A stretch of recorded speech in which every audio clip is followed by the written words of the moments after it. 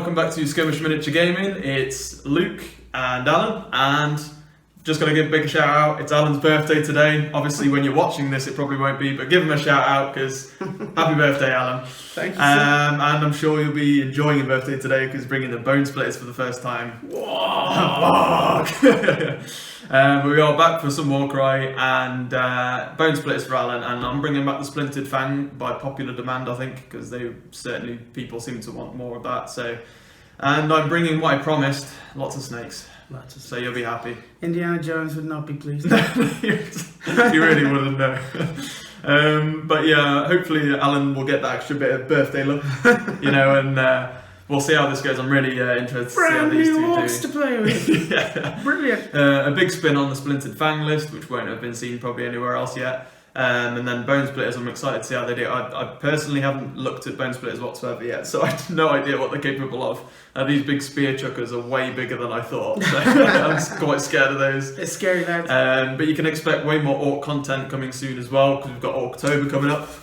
So there'll be plenty of warging coming up, and I think we're going to be planning to do a short-run campaign for Warcry, and I think Alan might be taking possibly some orcs for that. And then I'll be doing some different scenarios each week, and we'll do maybe a month run.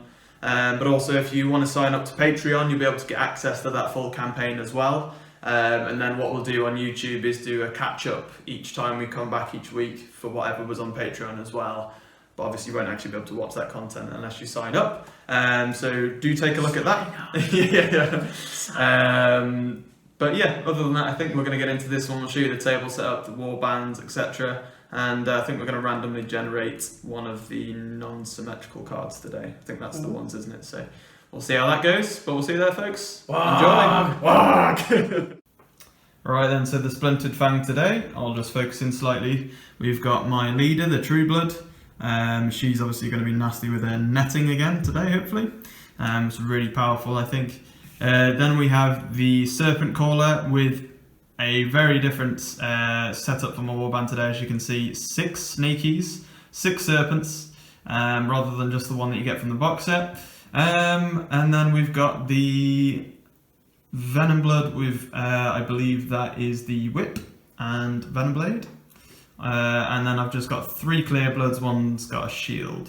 And that is pretty much it. That's bang on, believe it or not, 1,000, I believe. And for me, I've set up my dagger, etc, etc. So we've got dagger, shield, hammer. Right then, Al. So we've got some Bonesplitters today.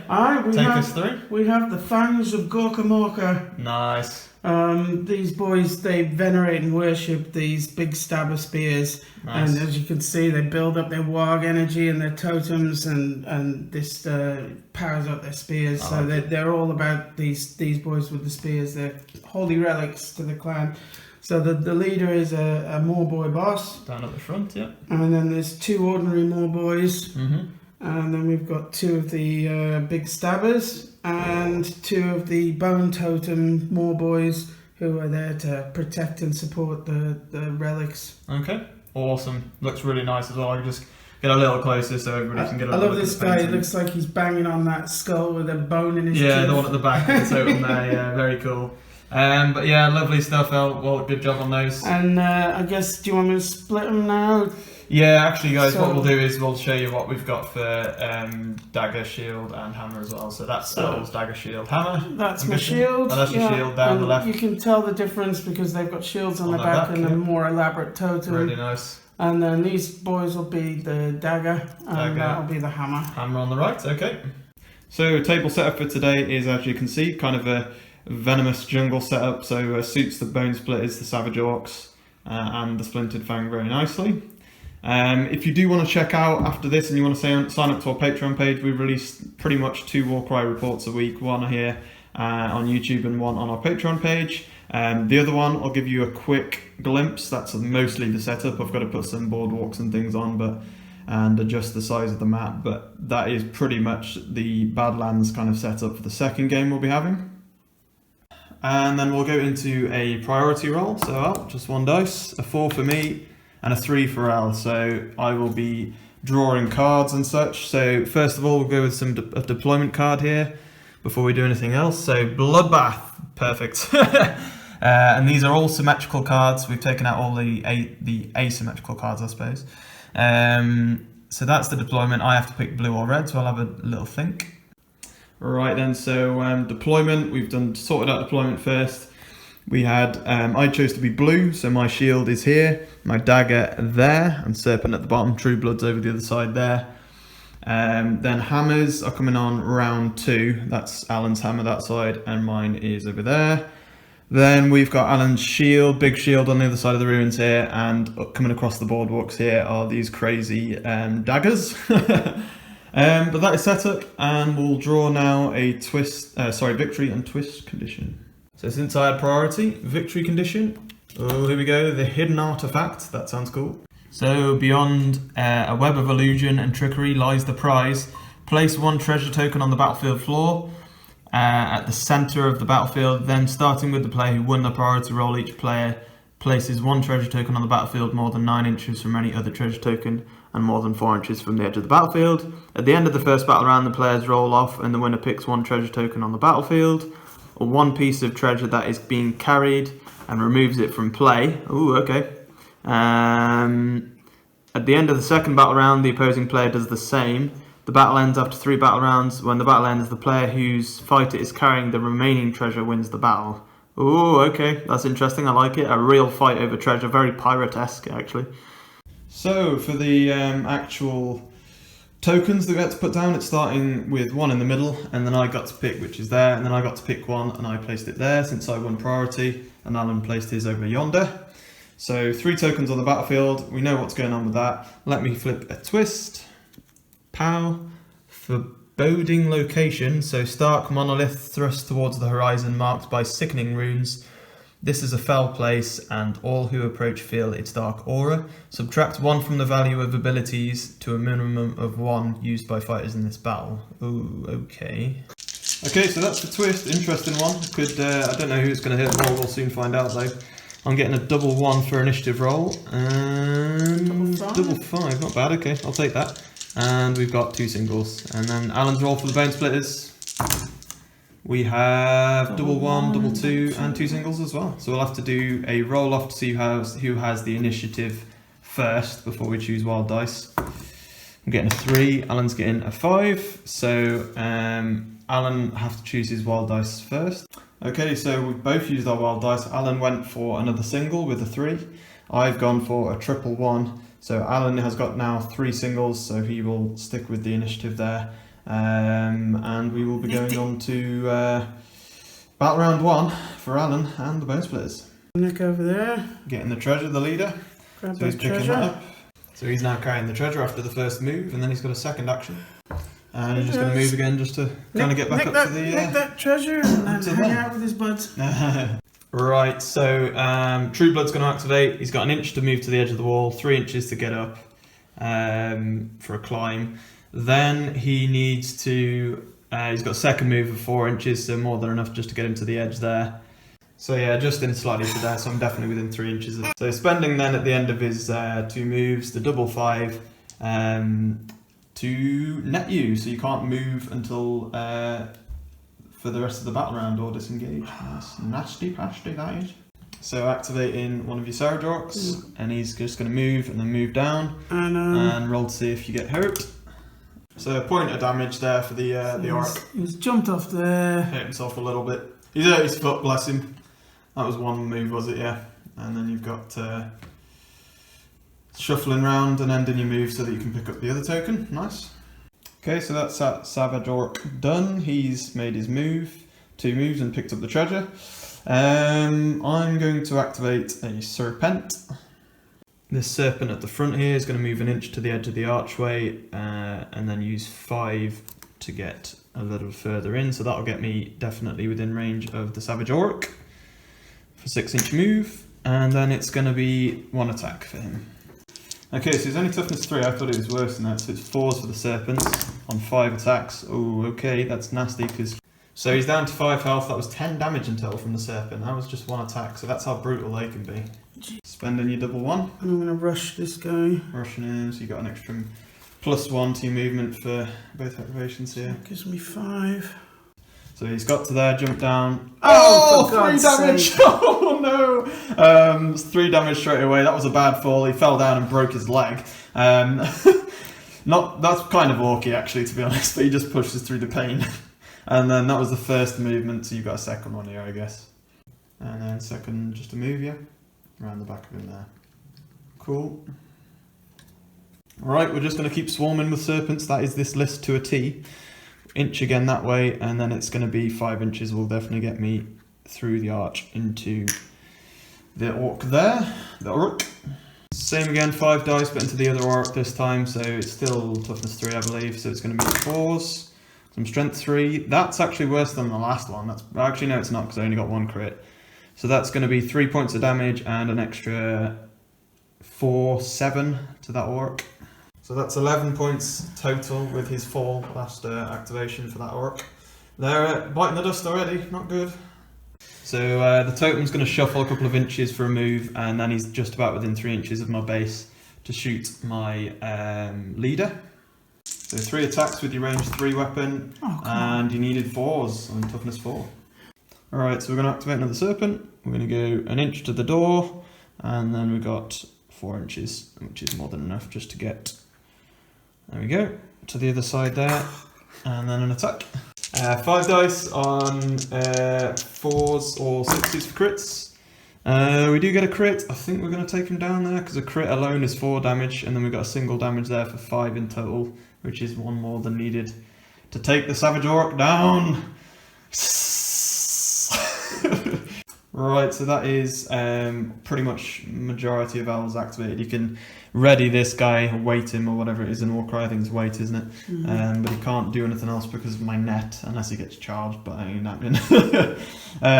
So we're going to go Serpent Caller. He's going to move 2 to the doorway.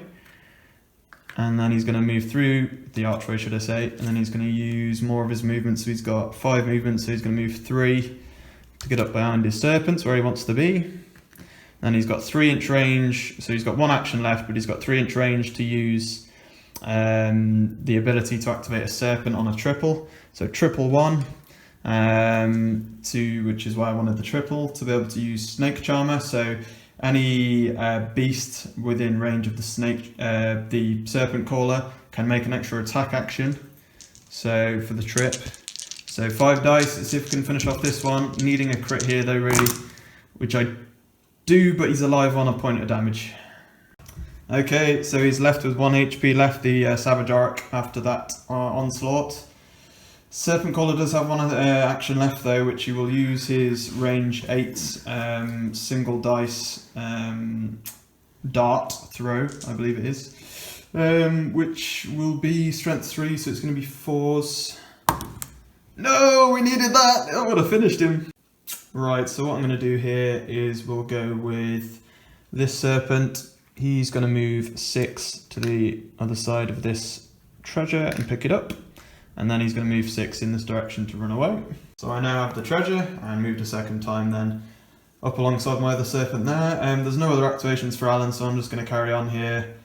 Right, so I'm just going to literally, this guy on the in front here with the shield, he's going to get enough to move 3 to the edge, 1 inch to just drop down. So I need to roll the dice to see if I hurt myself, which I don't. I think I'm okay anyway. I think I'm okay. I think it's on a 4 or 5, it's a single damage, and then, yeah.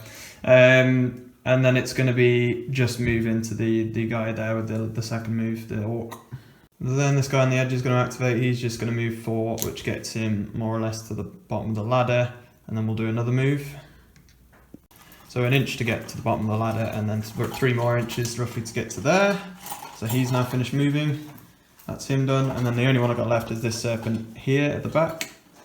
Then I think that serpent's just going to go 3 to the edge of the archway. We'll measure this now. I've got another 9 basically from the archway to move wherever I need to. Yeah, so serpent, quite fast actually. Rest of his movement, 6 to the edge there and 3 just to get engaged with the Savage Arc. Right, so now essentially at the end of battle round 1 we do a roll off and see who gets to choose. Well, it's not going to be me, is it? Unless you're going to want. Okay, definitely Alan. So Alan's going to choose probably my snake, I'm guessing. Yeah. So from what we've read, no matter who's holding it, a treasure, or whether it's on the battlefield or if somebody's holding it, you can just discard it. So Alan's obviously going to choose my only one, so that's gone. So that's just turn this battle around a bit, I think, there, actually, because it's going to be a lot harder for me to get those two. So we're going to have to see how this goes. So we've both got a wild dice, but we've got initiative roll, so triple for the serpents and then 3 singles. Interesting. And then Alan, what are you getting for the... I hate that roll. It's pretty good, actually, yeah. Yeah, I really needed initiative. Now I'm screwed. Double 5, 2 singles, and a double 2 there as well. So interesting. So I do have the initiative, so I need to choose my wild dice first. Right then, so I had initiative first, so I chose to use my wild dice on a trip 4, and Al's gone for a trip 5. So we'll stick with my initiative, but for ready to drop in reserves, because we've got hammers coming in now on either side.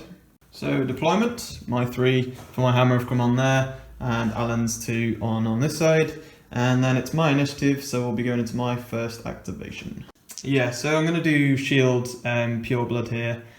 Clear blood, sorry, with the shield. He's not great, but I only need 1 hit literally just to take him down, so I need a 4.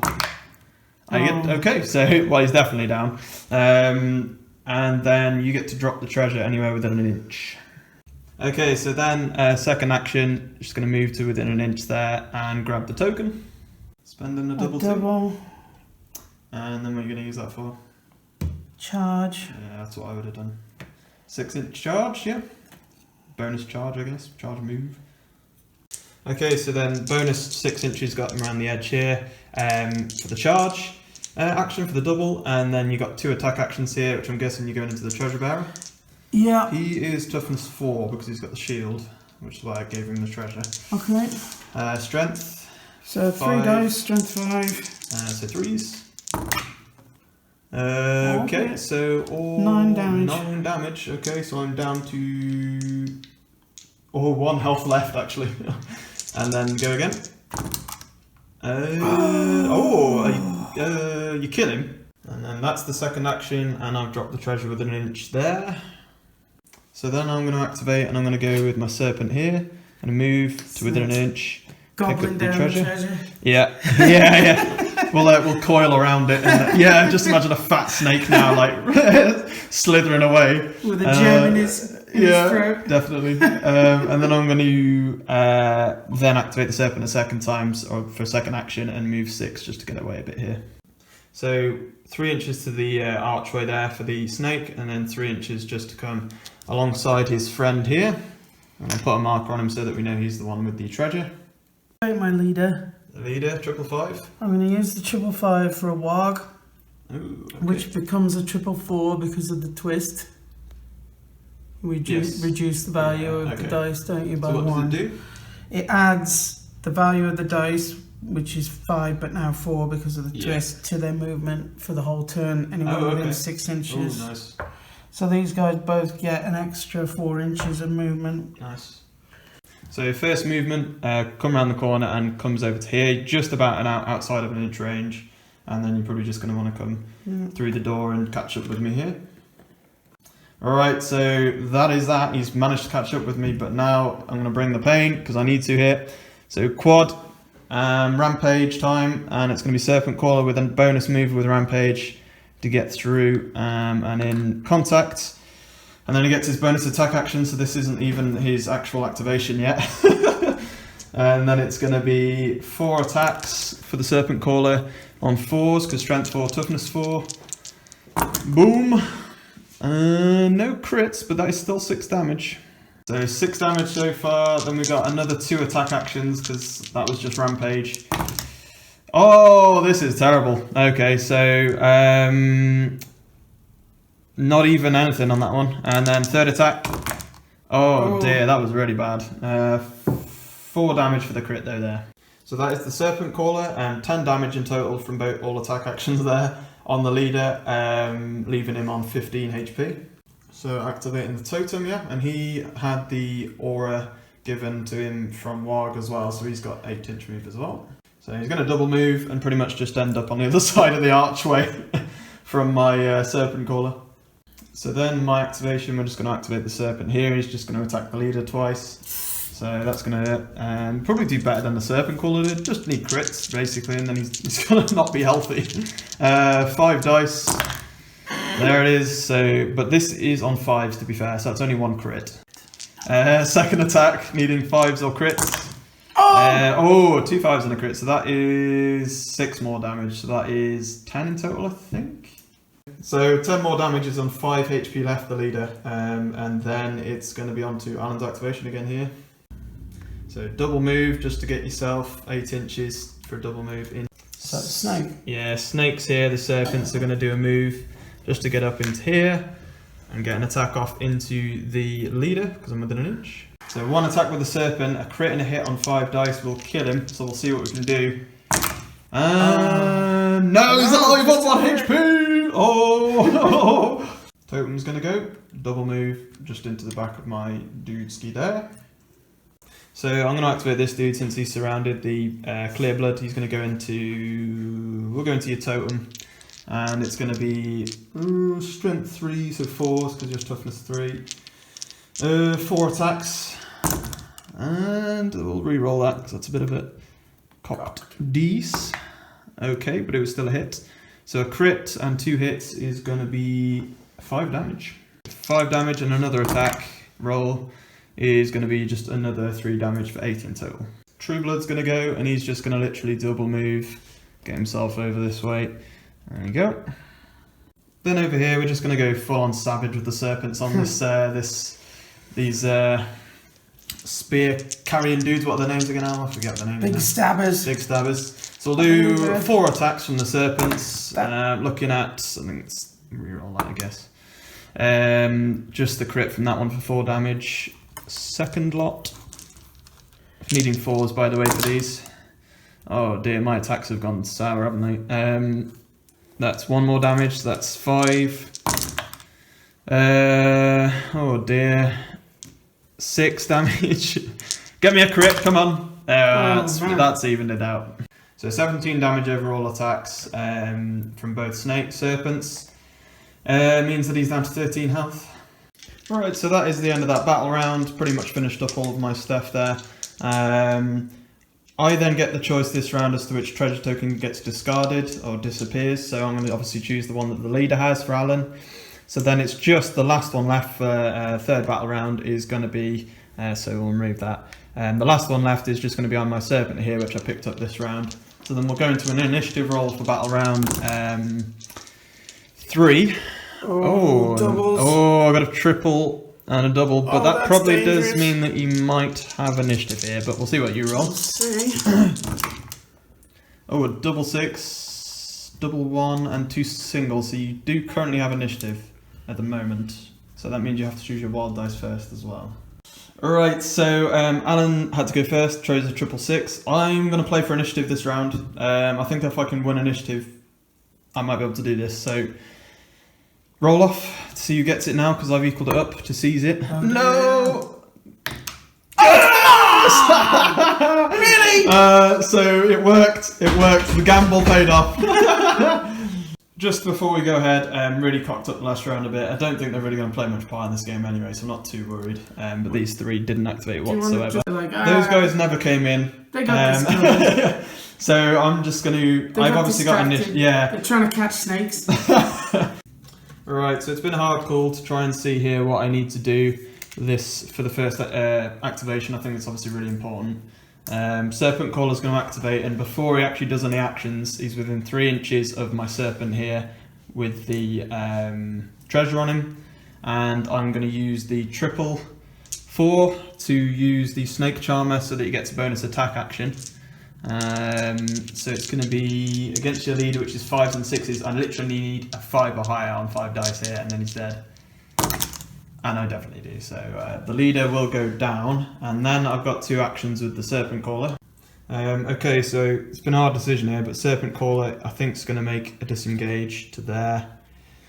Then it's going to be just one of his ranged attacks because he's got 2-inch range. So we'll go into probably the stabber. So going into the big stabber thing, it's going to be 4 dice, range 2 on 4s. Oh, actually, it's 3s because I'm strength 4. which is going to be a crit and a normal damage for 6 damage. Disengaging for 3 inches. So warging, I'm guessing. Yeah. Well, charging. Charging, sorry, not warging. I get them mixed up. So spending an A double one, I'm guessing. Yeah. Meaning you can move 6 and get around the edge there after disengaging, and then you've got an attack action. 3 dice, yeah. And 2 crits is probably, I'm guessing, enough to kill him.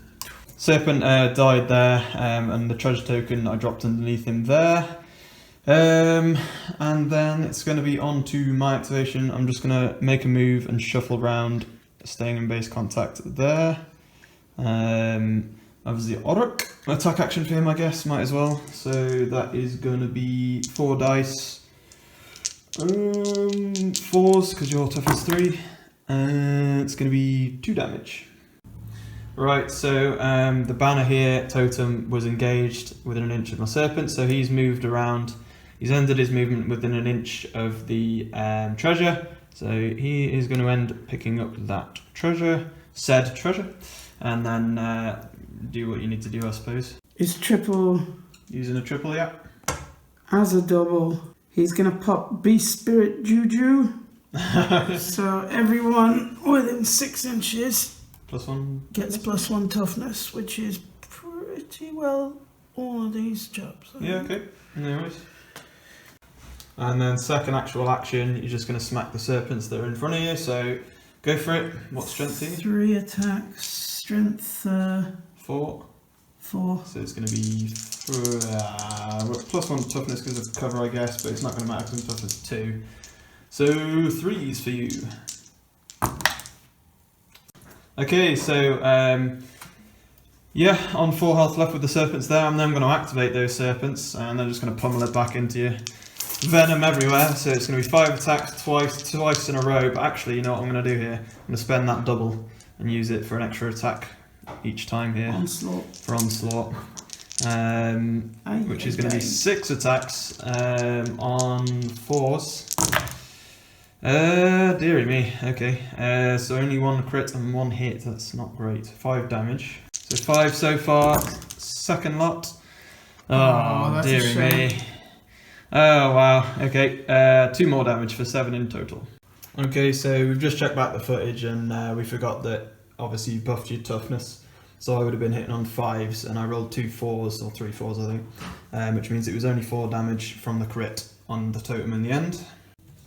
Okay, so disengaging with the spear, and then I'm just going to make a move. Yeah, just into there. Right, so we're going to activate the True Blood and jump down 4, which means I could hurt myself, I suppose, but I'll be within 2 inches to be able to pull off an attack action. See if she hurts herself. It's not really going to matter much at this point in the game. She's okay, and then attack action with 2-inch range for 4 dice. I need to roll well now. Strength 4, toughness 4, so 4s. Who's this against? The totem? Yeah, everything you've got left is toughness 4 now. Yeah. So it's 2 hits and a crit. So Al's now on 13 damage on the totem, which means that he, in total, because that was 9 damage from the True Blood, which means you're on 2 health left, and you've only got 1 activation left over here, I believe. So it's going to be just an attack from the totem into my clear blood. Oh, it's going to thump him. So it's going to be on 3s, so go for it. Okay, how much is your base damage? 2, so 4 damage. And another crit, so that's going to be 8 in total. So 2 HP left for that clear blood after 8 damage in total. Then it's just pretty much clearing things up for me, see if we can do this. It's going to be Serpente here for a move, then an attack action, 5 dice. Come on, I need to take him out here. I need at least literally 2 hits or a crit, and it's going to be, to be fair, it's going to be on 5s though. Oh, that's what we need. Okay, so he's dead and he's dropped underneath himself there. So then, more or less, just to finish this up, the serpent here will disengage and then make a move action of an inch just to be able to pick that up through there. There we go. Serpent will hold the treasure. That serpent's left to go. I guess we can make a move there and then make an attack. Sorry if I don't throw him everywhere. make a move to there, and we'll just attack the spear at the end just for a laugh. Yeah, 3 damage, possibly, maybe less. And then that's pretty much it, guys. The serpent here at the end, carrying the treasure for me. Wow. I mean, there was a point in the game where I thought after netting you there, that might be over. And then you caught me up again here, and I was like, because I thought when I got over here, I was like, I'm going to be able to run away with it. Caught up with me with a warg. Very thematic, I must say. And then it turned again, and you managed to get it, and then I realised I had enough serpents to be able to take it back. What an epic game, thanks Al. Lovely stuff. Wow, those Bonesplitters have some movement, man. Man, they just fly across the board if you want them to, like really compared cool to stuff. Iron Jaws, yeah. Definitely, yeah. Obviously not quite necessarily as tough as Iron Jaws, but I think I prefer those. I think they're more rounded, would you say? Me too, yeah. That's what I was hoping. Yeah, so what do you kind of think about Bonesplitters then, after playing them? Yeah, I'm liking it. I'm liking that you're not, like, so ponderously slow as the Iron Jaws.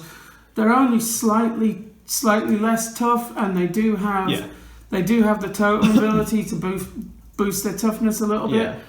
But in this game, I really don't think that toughness is as important as you might think. I mean, it was a good use of it here, because that could have screwed me over at the end there. But the extra movement compared to the Iron Jaws definitely makes them very good. Makes them more agile, viable. more there's more you can do with them, isn't there? Yeah, Much more. yeah. These guys seem pretty tough for sure. Both of those. I hate the net guy. The net, yeah. Obviously, you were saying at the beginning you wished the first move you'd have made was with him to get through. Yeah, that was a mistake. Because then obviously I was able to move up here, and I thought, well, I'm not ignoring that. Literally, get him to the edge. Then net, yeah. She's such a good model. To be fair, the True Blood, because of that net, she's awesome. She's a beast. She's pretty tough, and then she's got that 2-inch range, nasty attack as well, like really good attack. I can't believe the big stabbers don't have 2-inch range. It seems silly to me, but that seems a bit strange when you consider. Look at her little trident, and then look at that massive spear.